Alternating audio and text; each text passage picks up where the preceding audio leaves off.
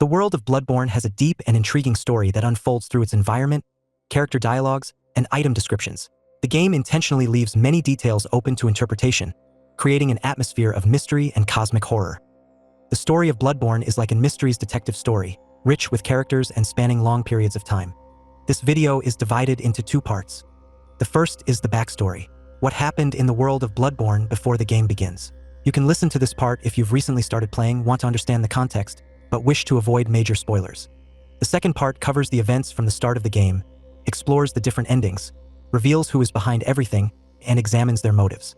This part is for those who have already completed the game and encountered its characters and bosses. Additionally, you'll find my artistic illustrations of the story here. We begin our story in the town of Yharnam. When our main character arrives in the city, he finds decay and devastation. Monsters roam the streets, bonfires burn, and iron coffins wrapped in chains are scattered everywhere, either to prevent anyone from reaching the deceased or to prevent something more sinister from getting out. But it wasn't always like this. Yharnam was once a large, prosperous town. On a hill nearby stood Cainhurst Castle, home to the wealthy nobility who served as the rulers and patrons of Yharnam. To the east, just outside the town, stood the imposing University of Byrgenwerth, led by Master Willem. It all started when researchers at Byrgenwerth discovered the ancient chalice and a ritual that allowed them to access the labyrinths of the ancient Pthumerian race and began to explore them. The Pthumerian race built their cities underground and guarded the sleep of the Great Ones. To fully grasp the significance of the Great Ones, it's important to understand who they are. The Great Ones are entities of incomprehensible power. A single attempt to contact them can drive a person insane. To better understand the depth of their influence, I recommend reading Lovecraft's works, such as The Call of Cthulhu. Much like in Lovecraft's stories, in Bloodborne, the Great Ones exist simultaneously in the physical world and the nightmare realm. Even after dying in the real world, they persist in the dream world, waiting for centuries to be reborn. Contact with the Great Ones often drives people mad, yet humanity remains irresistibly drawn to them. People are like moths to a flame, willing to burn just to glimpse their knowledge. They strive to elevate themselves, often blind to the fact that this elevation transforms them into monsters. It is unclear whether the Pthumerians sought to ascend to the level of the Great Ones through contact or whether the Great Ones reached out to the Pthumerians first. One way or another, the Great Ones used the Pthumerian race in their attempts to conceive a child to be reborn into the physical world. However, all these children were calcified in the womb, born petrified and lifeless. Women died from such childbirths. In an attempt to achieve his wish, the Great One Eden granted Queen Yharnam a semblance of eternal life. Although her child anyway was born dead in the real world, it continued to exist in the nightmare as a child of the Great One. And Queen Yharnam now carries the Yharnam stone in her womb. Meanwhile, the blood is being corrupted. The Pthumerians began to use the blood of the Great Ones in their attempts to elevate themselves. But this led to the spread of the Ashen Blood disease. Parasites of the Great Ones developed within the blood, causing the Pthumerians to mutate and transform into monstrous beings. This marked the decline of their once great civilization. As you can imagine, the Labyrinths of Pthumeru are a dangerous place, filled with various kinds of monsters. To begin exploring them, the researchers of Byrgenwerth required exceptional individuals and specialized weapons. This is how the first hunters emerge, who are not even called hunters yet. Gehrman was one of the first hunters. He worked at Byrgenwerth, crafting armor and weapons to aid in their expeditions. Among his students was Lady Maria, for whom Gehrman secretly harbored feelings. In the tombs of Pthumeru, the servants of Master Willem discover the supernatural truth. They fell under the influence of the Great Ones, discovering artifacts, the blood of the kin and the old blood of the Great Ones, new ritual chalices, and plunging even deeper into the labyrinths. Going down deeper and deeper, they eventually encountered Queen Yharnam herself. Her unborn child was forcibly taken, the Yharnam stone, and obtained her blood. Queen Yharnam's blood was extraordinary. It contained the parasites of the Great Ones and granted a semblance of eternal life. Laurence, a partner of Master Willem, focused his research on blood at the Institute. During their studies, they discovered that the old blood had incredible healing properties, capable of curing nearly any disease. Laurence wants to start experimenting with the old blood on humans. However, Willem, having seen the fate of the Pthumerian civilization, strongly opposed this idea. He warned that humanity was not ready and that the old blood should be feared. This disagreement led to a schism. Laurence left the Institute, taking his followers with him. Laurence sought both funding and a base for his experiments. He turned to Cainhurst Castle and its noble ruler, Queen Annalise, for support. To gain her trust and allegiance, Anneliese was transfused with the blood of Queen Yarnum, granting her eternal life. Later, Anneliese will share her blood with her followers, significantly prolonging their lives. In return, the Knights of Cainhurst became devoted to searching for more defiled blood, bloody filth, which they offered to their queen. This substance was often found in the blood of hunters who have been hunting for a long time. After the blood of Queen Yarnum grants Queen Anneliese eternal life, Laurence is given carte blanche to explore the blood and the Labyrinths of Pthumeru. The Church of Healing is created, and Laurence becomes its vicar, the head of the church. The healing properties of the blood are publicized, and people flock to Yarnum to receive miraculous cures from the church.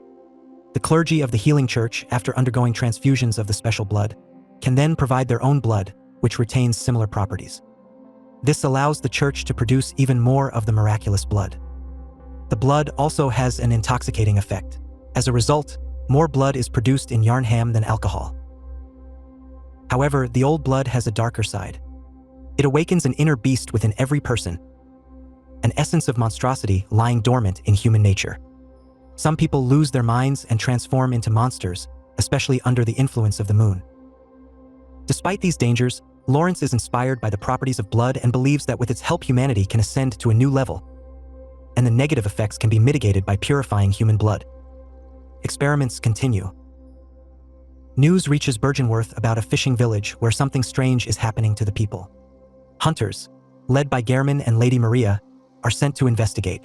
Upon arrival, they find that most of the villagers have mutated into amphibian-like or other monsters. The hunters, driven by their mission, don't show much respect for the villagers, opening their skulls in search of inner vision. On the shore, they discover the corpse of Kos, a great one who had been pregnant at the time of her death. They extract the fetus from her body, thus killing her child and obtaining a powerful artifact, the 1/3 umbilical cord of a great one. These atrocities deeply disturb Maria. Disillusioned and horrified by the cruelty, she throws her weapons into the well and leaves the hunters and Byrgenworth to the healing church. Later, using the 1/3 umbilical cord of Kos, Willem conducts an experiment on one of his students. This leads to the creation of a new Great One, Rum, the vacuous spider. The healing church establishes the research hall, a facility dedicated to experiments aimed at elevating humans to the level of the Great Ones. Lady Maria, now working for the church, does her best to care for the patients, but the experiments spiral out of control. Many patients lose their sanity, and the results of these experiments are grotesque failures, known as living failures. Overwhelmed by guilt and despair, Maria takes her own life. Gehrman, devastated by Maria's death, crafts a doll in her likeness, hoping it might ease his sorrow. He also leaves Byrgenworth and establishes the first workshop for hunters. Cases of monster transformations are becoming more frequent in the town, and his services are popular. The situation in Yarnum is gradually getting out of control. Laurence, the founder of the healing church, transforms into a massive cleric beast. Over time, it is the churchmen who have been taking blood for the longest time, trying to restrain the transformation with purification rituals, who turn into the most terrible and largest monsters. The hunters begin to prepare for the invasion of large monsters. The night of the hunt is becoming more common. People lock themselves in their homes, and hunters come out to kill those who have turned into monsters. The church is developing a cure for the ashen blood disease, an antidote, but it only provides short-term relief. All this significantly damages the reputation of the healing church. At the same time, tensions grow between the church and the nobility of Cainhurst Castle. Not to mention the fact that the Knights of Cainhurst often hunt for the blood of hunters for Queen Anneliese. At this point, the Church of Healing already has great influence and power. To solidify its control over the city, the church takes a drastic step. The church declares the nobility of Cainhurst to be heretics and their blood defiled. Under the leadership of Martyr Logarius, a fanatical band of brutal executioners is formed. Under cover of night, they launch an assault on Cainhurst Castle, slaughtering the so-called unclean nobility in a brutal raid. However, their attempts to kill Queen Anneliese fail. Her flesh regenerates, defying death.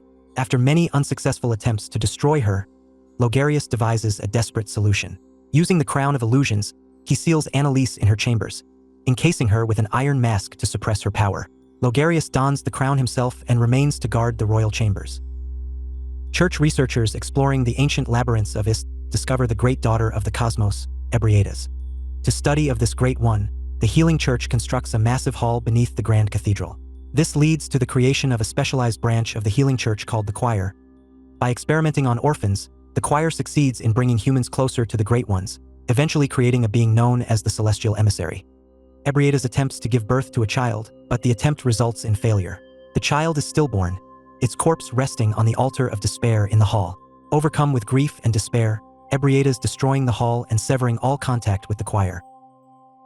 Deep within the Labyrinths of Pthumeru, together with Queen Yharnam, hunters discover Murgo, the stillborn and invisible child of Queen Yharnam and the Great One Eden.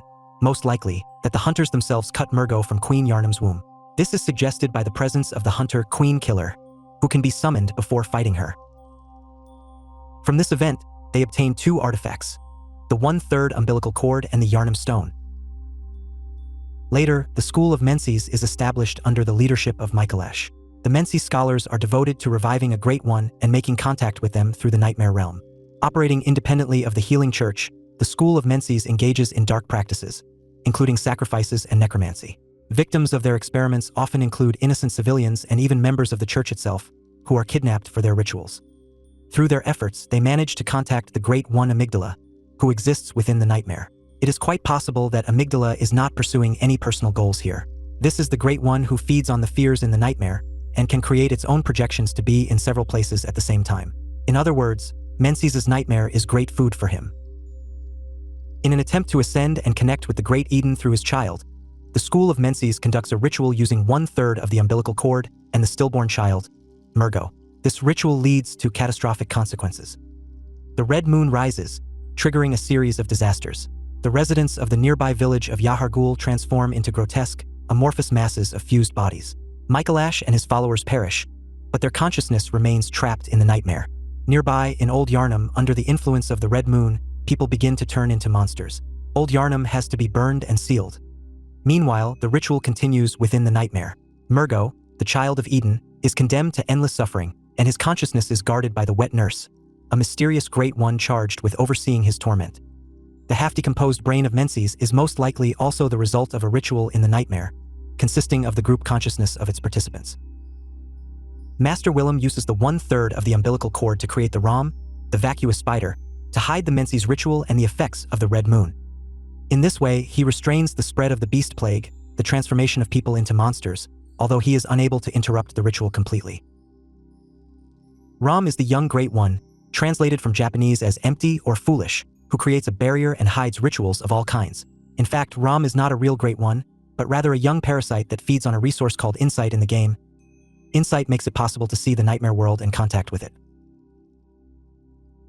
And that concludes the first part of this video. This is where we stand at the beginning of the game. The world of Bloodborne is one of decay and ruin. Canehurst Castle is abandoned, its halls littered with corpses.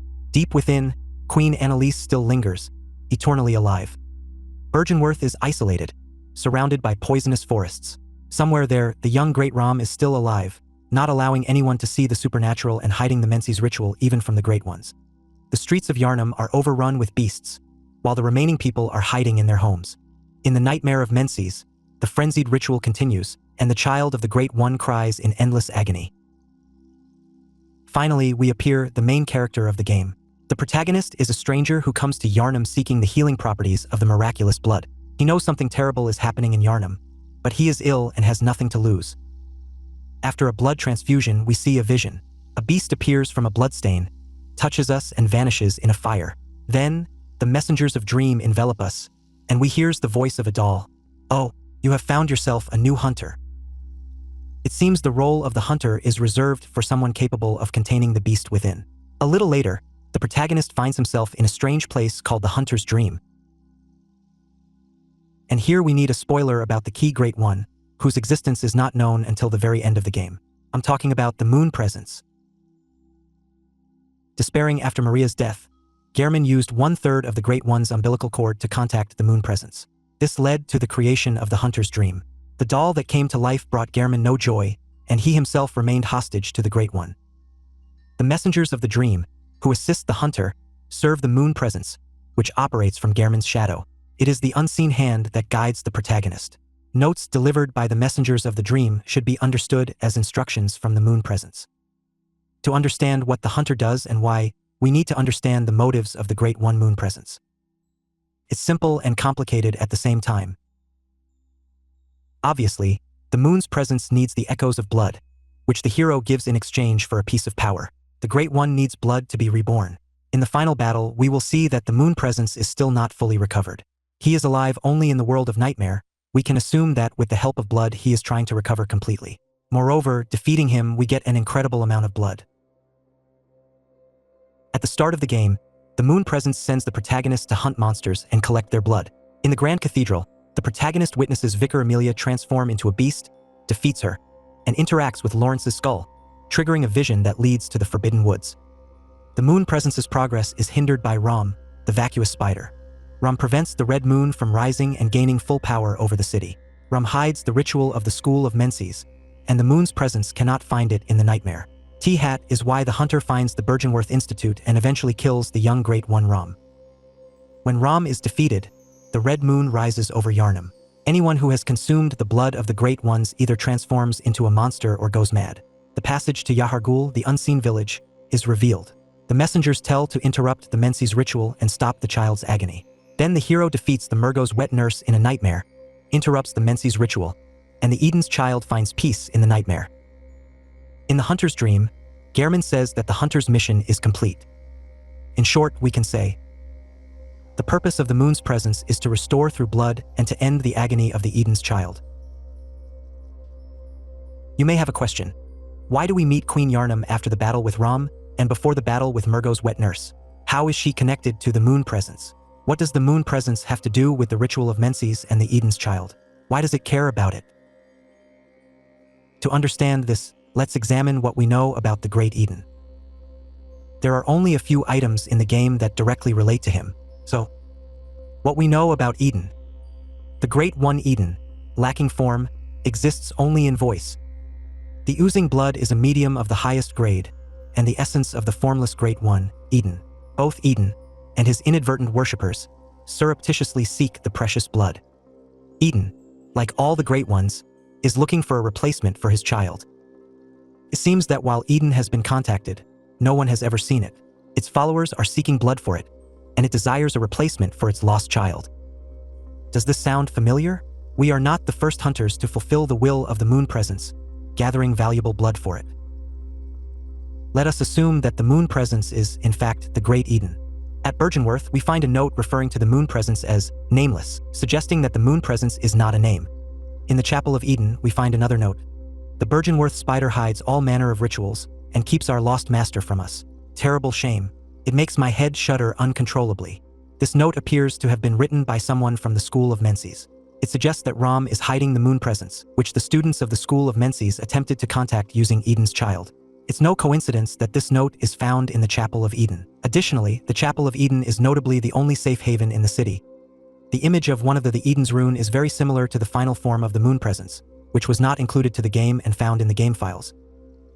Finally, in the official Bloodborne art book, the concept of the moon presence is directly tied to the description of Eden. Human or no, the oozing blood is a medium of the highest grade, and the essence of the formless Great One, Eden. Both Eden and his inadvertent worshippers surreptitiously seek the precious blood. This puts a lot of things in their place. It immediately becomes clear why Queen Yharnam is here, and why Eden is concerned about the Menses Ritual and the fate of the dead Murgo, that is, of his child. So, in my opinion, the moon presence is the Great Eden. Why I think blood of Great Ones is related to parasites. There are numerous references to parasites in Bloodborne, starting with those found in Kosa's body. The residents of the fishing village contracted the ash plague by touching Kosa's body. A corpse should be left well alone. The desecrated blood seems to consist of small parasites that look like sperm. There are only a few places in the game where we see fully grown parasites, and they appear only where there have been dumps of dead bodies infected with the blood of the Great Ones. One such place is near Josefka's clinic, where the bodies of beasts were discarded, forming a poisoned lake infested with parasites. Another location is near Cairnhurst Castle, where we also find parasites that have grown in the pond. We also see the grown parasites inside the bodies of enhanced versions of the Silver Beasts and Bloodletting Beast, where they are developing inside their bow. Therefore, I am almost certain that the parasites of the Great Ones live in their blood. With their help, the body is modified, and conception occurs in a similar manner. This is how Queen Yharnam became pregnant, and it is also how Ariana becomes pregnant after the rise of the Red Moon. After all, she is a descendant of Queen Annalise, and the blood of Queen Yharnam flows in her veins. And this is another clue connected Eden and Moon presents. This is why, through blood transfusions, the Healing Church could produce more blood with similar properties. Where did Gehrman get the artifact 1/3 of the umbilical cord? There are several places in the game where you can acquire this artifact, and its description slightly different. The first, Kosa's umbilical cord, found in Josefka's clinic. This cord comes from Kosa's orphan. The description of this cord mentions Willem. This is the only umbilical cord that doesn't say that every Great One loses its child. Kos wasn't born dead. The hunters killed him. The second, the umbilical cord from Murgo and Queen Yarnum. We find it at the end of the game, after defeating Murgo's wet nurse. The third, the umbilical cord is from Ariana, where Eden is mentioned. Ariana is from Cairnhurst Castle, a noble family, as indicated by the description of her dress. Obviously, she is a descendant of Queen Annalise, so she also has the parasites of the Great Eden in her blood. When the red moon rises, the influence of the moon's presence increases. She becomes pregnant and gives birth to a child from the parasites of Eden. The fourth, the old workshop's umbilical cord.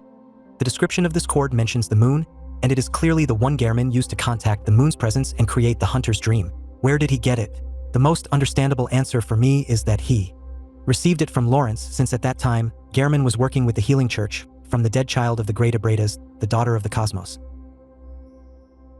In conclusion, the game has 3 possible endings. The first ending, we fulfill our mission. Gehrman offers us the chance to wake up from the hunter's dream once and for all.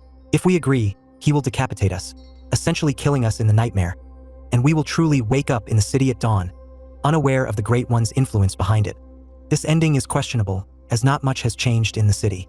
If you pay attention, the protagonist is not the only hunter who did the will of the moon's presence. Jura, the hunter from Old Yarnum, says it directly, "I no longer dream, but I was once a hunter too. There's nothing more horrific than a hunt. You still dream, I should think? Then come as often as you like, and I will show you another death." Similarly, Eileen the Crow directly hints that she was once a hunter in the hunter's dream. You still have dreams? Tell the little doll I said hello, or no more dreams for me. This is my last chance. In other words, the nightmare continues, and we have been used and discarded onto the streets. The second ending. If we refuse Gehrman's offer, he starts a fight with us. After defeating him, the moon presence appears and takes control of our consciousness. Then we take Gehrman's place as the servant of the Great One. And the third ending. If we find and absorb all 1/3 of the umbilical cord artifacts during the game, the moon's presence will be unable to control us and we can fight the Great One. After our victory, we become the Great One ourselves, a small one for now, a young Great One more like a slug. I wonder, did we achieve our goal, or was it actually Eden's goal all along? And he finally got his child? There is another, higher-order theory that you might find more intriguing. Perhaps the moon presence is exactly what it appears to be, the moon presence, while the Great Eden is truly formless, existing only as a voice. Perhaps the Great Eden could actually be the doll. After all, even after the moon presence is defeated, the doll remains, and perhaps you have simply taken a place of the mon presence. Thank you all for your attention. Feel free to ask anything you're interested in.